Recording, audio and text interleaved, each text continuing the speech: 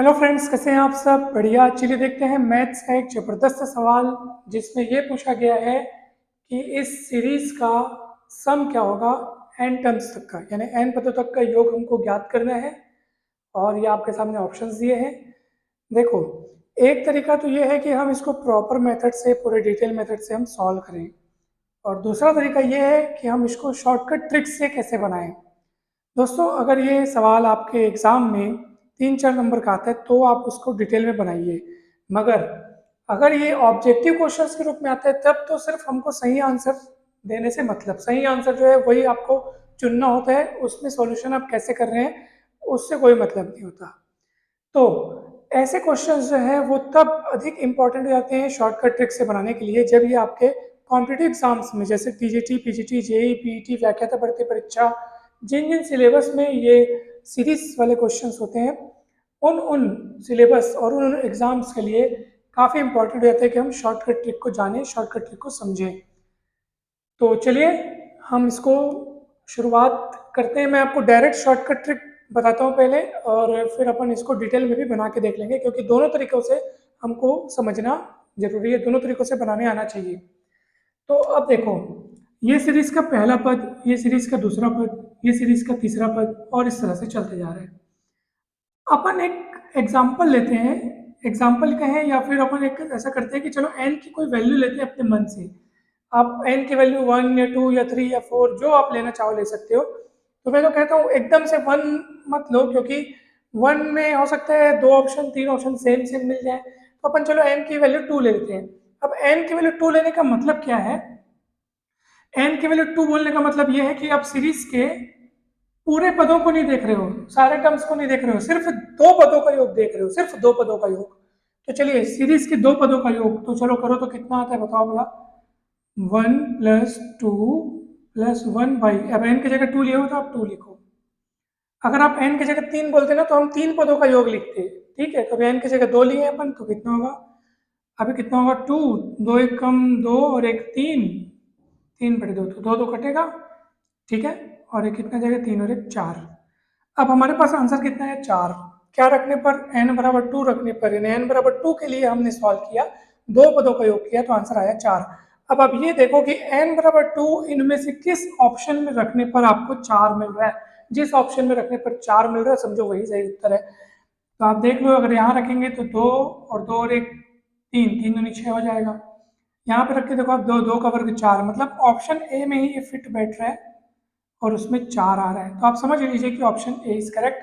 और इस ऑप्शन में भी आप रख के देखोगे एन का मान 2, तो हो सकता है 4 ना, आप रख के देख लो वैसे आप 2।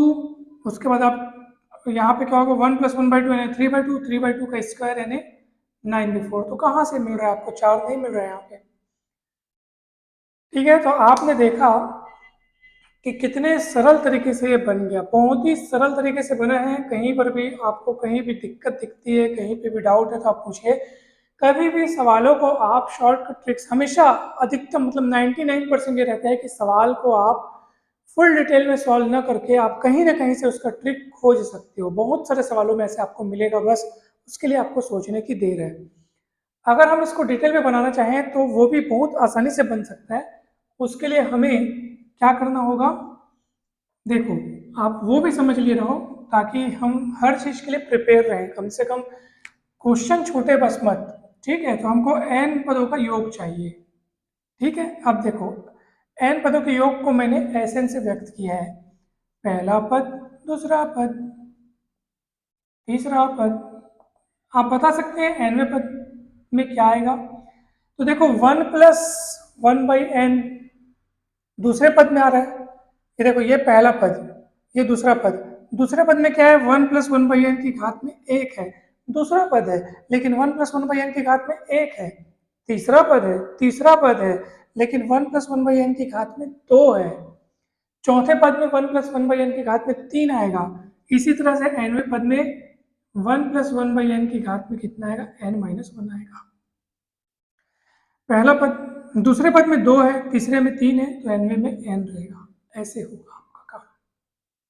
ठीक है, अब मैं एक काम करता हूँ, एकदम से 1 + 1/n लिखना कौन कौन एकदम फालतू, मतलब ज़्यादा काम करना पड़ रहा है। 1 + 1/n को मैं एक काम करता हूँ, x मान लेता हूँ। माना करके, तो हमारा काम थोड़ा सिंपल हो जाएगा। 1 + 2x हो गया, 3x² हो गया, और ये चलते चलते nxn-1। Is it clear? आप इस तरीके से भी समझ सकते हो, बहुत सरल है। देखो यहाँ पे क्या लिखा है, 3 घात में 2, इससे एक कम, आगे आएगा 4 तो घात में आएगा 3, फिर 5 तो घात में आएगा 4, n तो घात में n-1। ऐसा भी आप समझ सकते हो, काफी सिंपल है, घबराना नहीं है। चलिए अपन आगे बढ़ते हैं। अब मैं एक काम करता हूँ, यहाँ पे मैं दोनों पक्षों में x से गुणा कर देता हूँ। तो क्या होगा, ध्यान से देखिएगा आप लोग, x से गुणा कर रहे हैं दोनों पक्षों में, तो यहाँ x से गुणा हुआ, यहाँ भी इस पूरे में मैं x का गुणा करूंगा, लेकिन गुणा करने के साथ साथ मैं एक काम और करूंगा, और वो एक काम क्या रहेगा कि गुणा करने के बाद ना आप जब यहाँ लिखेंगे तो एक कदम सरका के लिखिए। ऐसा करने से कुछ गलत भी नहीं है, कुछ उल्लंघन भी नहीं है, ठीक है।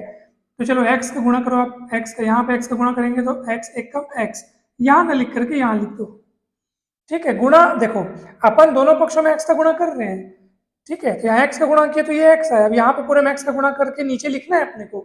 लिख कैसे रहे, एक कदम सरका के, यहाँ x का गुणा किया x है, यहाँ x का गुणा करोगे तो 2x है, स्क्वायर आएगा। तो आप बोलोगे सर ऐसा कर क्यों रहे हैं, मैं आपको बतला रहा हूँ। यहाँ x का गुणा करेंगे तो क्या आएगा, एक कदम सरका के लिखना है ना भाई, nxn। क्यों बताऊं, क्योंकि अब जब हम इसको इसमें से घटाएंगे, यानी कैसे घटाएंगे ना, तो देखो एस एन कॉमन निकल जाएगा, यहाँ 1 - x बचेगा, और इधर क्या होगा बताऊं, देखो इसीलिए मैं कदम सरका के लिखा ताकि x वाले से x वाला घट सके, x² वाले से x² वाला घट सके, इस तरीके से हमने सोचा। 1 को जस का तस लिखिए, 2x में से सिंगल x गया तो x, 3x² में से 2x² जाएगा तो सिंगल x², ऐसे ही चलते चलते चलते चलते चलेगा। तो देखो 2 में से 1 गया, 3 में से 2 गया, 4 में से 3, मतलब सिंगल सिंगल बचते जा रहे हैं। ऐसे ही ये भी सिंगल सिंगल बचेगा, यानी कि ये भी x की घात n-1 बचेगा, और इस तरह से लास्ट में सिर्फ बचेगा आपके पास ये -n(x) की घात में n, ठीक है। आप सब इसको अच्छे से देख लीजिए, ये 1 इसमें से इसको घटाए, इसमें से इसको घटाए, ऐसे ही ये भी इससे ठीक पहले जो पद आया होगा उससे ये घटा होगा, ठीक है। अब आप कहेंगे सर ये किससे घटा है, तो आप खुद सोचिए इसके पहले कौन आया होगा, तो ये आया होगा आपके पास n-1 x की घात में n-1, ठीक है, ये आया होगा। और उससे जब ये घटा होगा, जैसे देखो ना ये घटा है, 3 में 2 गया, यहाँ जो लिखा है उससे एक कम यहाँ लिखा है उससे घट गया, x के घात में 2 2 है, ऐसे यहाँ पे भी x की घात सेम होगा, और यहाँ वाला इससे एक कम होगा, इससे घटेगा तो ये बचेगा, ठीक है, x की घात n-1, और लास्ट में ये, और ये किसी से नहीं घट रहा है इसलिए जस का तस लिखाएगा, घट रहा है इसलिए चिन्ह माइनस वाला हो जाएगा। कहीं पर भी कोई डाउट कोई दिक्कत हो तो आप पूछिए। अब देखिए यहाँ से यहाँ तक के आपका गुणोत्तर श्रेणी है, ज्योमेट्रिक प्रोग्रेशन है। आप सभी ने पढ़ा होगा गुणोत्तर श्रेणी a + AR + AR² ++++ ये ARn-1, गुणोत्तर श्रेणी के n पदों का योग, इसका सूत्र होता है a × 1 - Rn/1 - R, जब r 1 से छोटा हो, और ये सूत्र अगर आप लगाते हैं, ये कब लगाएंगे, जब r 1 से बड़ा हो। तो यहाँ पे हम सूत्र लगाएंगे, क्योंकि देखो आपने किसको x माना है, 1 + 1/n, 1 में कुछ जुड़ रहा है यानी 1 से बड़ा है, तो जब r 1 से बड़ा होता है तो हम ये वाला सूत्र लगाते हैं। तो यहाँ पे आप पहले गुणोत्तर श्रेणी है, तो आप कैसे बोले गुणोत्तर श्रेणी है, क्योंकि आप देखो सर्वानुपात x है, हर पद में x का गुणा होते जा रहा है, प्रथम पद 1 है, सर्वानुपात x है, यहाँ पे a की जगह 1 और r की जगह x रख करके आप इस पूरे का मान लिख सकते हो। कैसे लिख सकते हो, देखो ये 1 - x हो गया, Sn हो गया, यहाँ सूत्र लगाओगे तो क्या होगा, a का मान 1, r की जगह पे x है कुछ इस तरह, और लास्ट में बचा है आपके पास n(x) की घात n। क्लियर है? अब आप क्या करेंगे, अब आप क्या करेंगे, अब एक काम करते हैं अपन, अब ना अपन मान को रख देते हैं। ये देखो ये 1 - x है, अब यहाँ से 1 - x का मान निकालेंगे तो कितना आएगा बताओ, बोला -1/n, ठीक है। तो यहाँ पे रखोगे आप -1/n Sn, ये तो 1 हो गया, ठीक है। अब ये x की जगह रख दो, x की जगह क्या रखना है, x की जगह 1 + 1/n रखना है, 1 + 1/n की घात में n हो गया, -1 हो गया।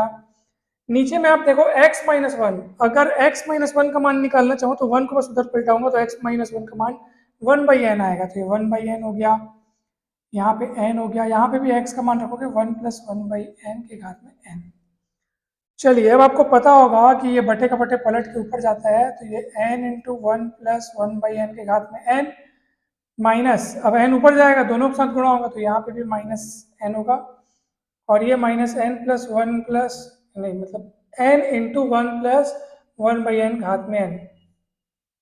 ठीक है,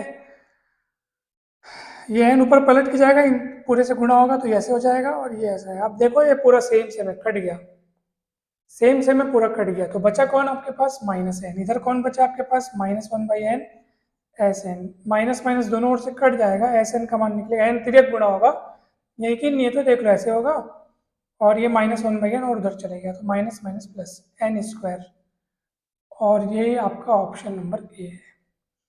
तो इस तरीके से भी आप बना सकते हो। इसमें भी देखो, अगर 3-4 नंबर का आता है तब तो आप ऐसे ही बनाइए, पूरा डिटेल में बनाइए, लेकिन अगर ये ऑब्जेक्टिव क्वेश्चन में आता है तो मैंने आपको जो ट्रिक बताया था दोस्तों, बेस्ट ट्रिक है, सर्वश्रेष्ठ ट्रिक है। आप सही उत्तर तक तुरंत आप खुद पहुंचे थे, तुरंत एकदम सही उत्तर तक अपन पहुंच गए थे। कुछ नहीं है भाई, अब श्रेणी में एन पदों का योग है, एन का मान आप एन मतलब बहुत ज्यादा पद न लेकर के आप उसी को सैंपल के फॉर्म में 2 पद के लिए ले लो, तो भैया जो योग यहाँ से मिल रहा है ऑप्शन में वो योग उस पे किस पे फिट हो रहा है, उतना एन का मान अपन रख के देख लिया और तुरंत आंसर बता दिए। तो दोस्तों गजब का ट्रिक है। अगर आपको ये सवाल पसंद आया, ये ट्रिक पसंद आया तो जरूर लाइक करें वीडियो को, चैनल को अवश्य सब्सक्राइब करें, वीडियो को शेयर जरूर करें। ये तो श्रेणी वाला ट्रिक हो गया। अब अवकलन समाकलन की खूब सारे ट्रिक्स का वीडियोस हमारे चैनल पर बनाया जा चुका है, आप प्लेलिस्ट में जाकर देख सकते हैं। सीजी व्याख्याता भर्ती परीक्षा का अलग प्लेलिस्ट है, वैसे ये सवाल तो टीजीटी पीजीटी में भी काम आएगा, स्मार्ट मैथ्स ट्रिक्स के अलग प्लेलिस्ट बनी, उस पर आप देख सकते हैं। किसी भी कॉम्पिटिटिव एग्जाम की आप तैयारी कर रहे हो, आपको इस चैनल पर बहुत हेल्प मिलेगी, चैनल को जरूर सब्सक्राइब कर लें और प्लेलिस्ट पे जाकर अपनी आवश्यकता के अनुरूप आप वीडियोस देखिए, वीडियोस को शेयर कीजिए। आप सभी को बहुत बहुत धन्यवाद, थैंक यू सो मच।